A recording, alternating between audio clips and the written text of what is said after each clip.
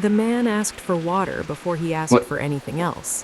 He what are you stood doing here? just inside the doorway, rain thinning his jacket to a darker shade, shoes leaving a narrow trail on the tile. He didn't step farther in, as if the house might reject him. He held his hands together at his waist, not shaking, just careful. "I won't stay long," he said. "I just need a glass." Caleb filled one without answering. The sink gurgled. The rain tapped the window above it, uneven, like it couldn't decide what it wanted. When he turned back, the man was looking at the family photo on the fridge, not staring, just registering it. "You moved the table," Caleb said. Caleb stopped. The glass slipped in his hand, water cresting at the rim. "It used to be closer to the window," the man added, catching the afternoon light. Caleb set the glass down too hard. Water spilled, running toward the edge of the counter. He wiped it with his sleeve. "You've got the wrong house," he said. The man accepted the glass anyway. He drank slowly, eyes still on the fridge. "No," he said, "I don't." Caleb watched the man's throat move as he swallowed. He noticed the scar then, faint and pale, just under the jawline, old, almost healed into the skin. "How did you find me?" Caleb asked. The man shrugged. "You don't hide," he said. "You just stop looking." They stood there, with the space between them filled by the sound of the rain. The man set the glass down and didn't move his hand away from it right away, like he needed something solid under his fingers. "I'm sorry," he said, and it wasn't clear what for. Caleb didn't tell him to leave. The man said his name was Jonah. He didn't offer a last name. He slept on the couch the first night, shoes lined up carefully by the door. He folded the blanket in the morning, corners matched. Caleb made coffee. Jonah watched, asked where he kept the mugs. He knew, somehow, that the blue one chipped on the rim was the one Caleb always used. "You don't have to," Caleb said, when Jonah reached for it. Jonah smiled, small. "I know." They didn't talk much. Jonah washed his hands often, like he was getting rid of something invisible. When Caleb left for work, Jonah stayed behind, sitting at the kitchen table, looking at nothing in particular. When Caleb came back, the trash was taken out. The sink was empty. It felt wrong letting him stay. It felt worse to imagine telling him to go. On the third day, Jonah asked if he could use the shower. "Sure," Caleb said, too quickly. He sat on the edge of the bed while the water ran. He could hear Jonah humming, barely audible, a tune Caleb almost recognized. The house felt smaller with someone else in it. Every sound was shared now. When Jonah came out, hair damp, wearing one of Caleb's old shirts, he paused in the doorway. "You still keep the light off in the hallway," he said. Caleb didn't answer. They went to the grocery store together. It was Jonah's idea.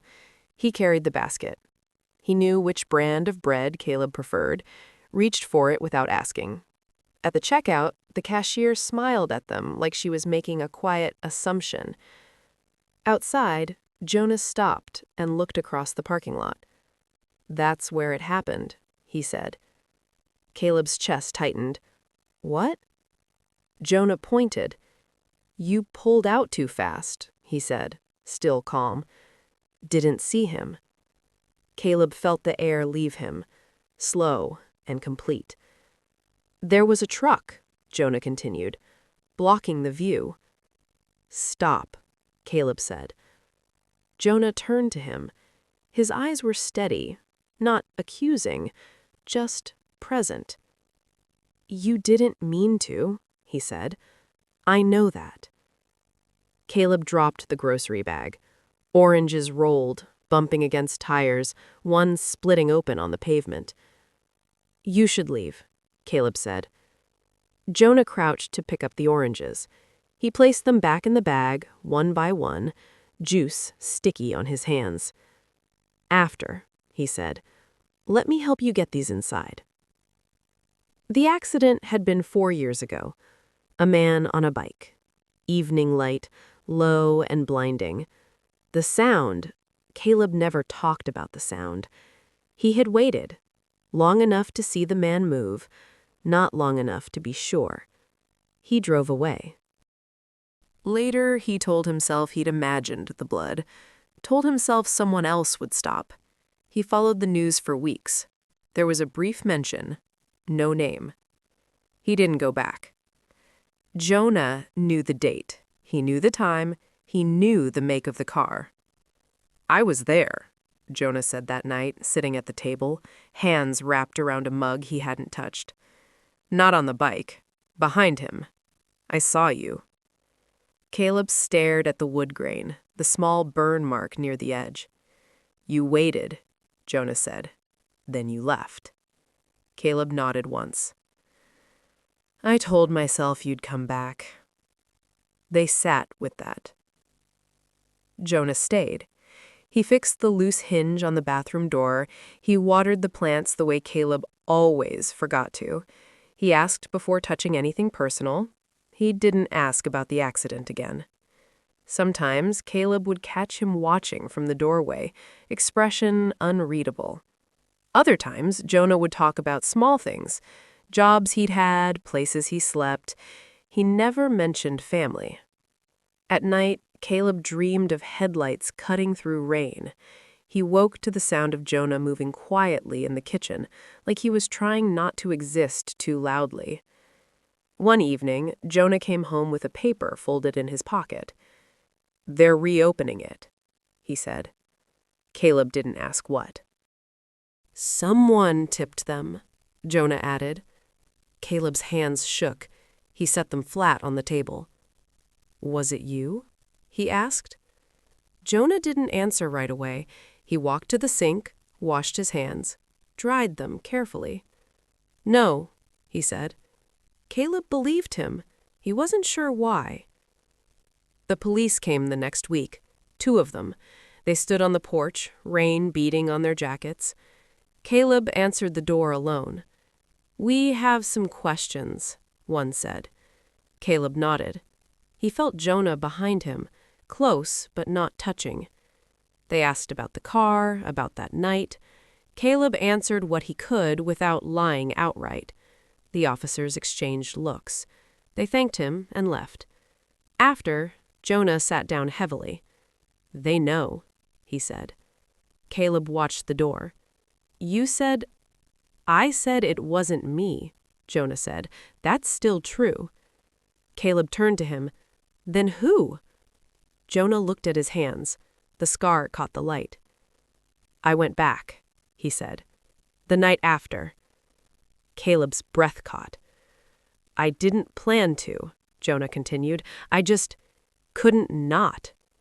He told Caleb how he'd found the bike, twisted, how he'd found the man breathing, barely, how he'd called for help, how he'd stayed until the ambulance came. "He lived," Jonah said. Caleb closed his eyes. "But he doesn't remember," Jonah added. "Not you, not me." Caleb opened his eyes. "Then why?" Jonah's mouth tightened. "Because I do." The tension didn't explode. It settled. Jonah started packing his bag the next morning. He moved slowly, like he wasn't sure he was supposed to be doing it. "You don't have to go," Caleb said. Jonah looked up. "I do." Caleb watched him fold the borrowed shirt, place it on the bed. "I helped you," Caleb said, the words tasting wrong. Jonah nodded. "You did." "And now?" Jonah zipped the bag. "And now it hurts," he said. "That doesn't make it untrue." They stood in the doorway again, echoing the first day. Rain threatened but didn't fall. "What do you want?" Caleb asked. Jonah thought. "I wanted you to see me," he said. "You did." He stepped outside, then paused. "They might come back," he said. "I didn't stop them." Caleb nodded. Jonah walked away. Caleb sat at the table long after the door closed. The house felt hollowed out. He picked up the blue mug, turned it in his hands. The chip caught his thumb. The phone rang that evening. An unknown number. "Mr. Harris?" a voice asked. "Yes." "We need you to come in." Caleb looked at the chair Jonah had used, the way it was pushed in neatly. "I will," he said. He hung up and didn't move. Outside, the rain finally started, steady and patient. He stayed at the table, hands flat, waiting for something to break. Nothing did.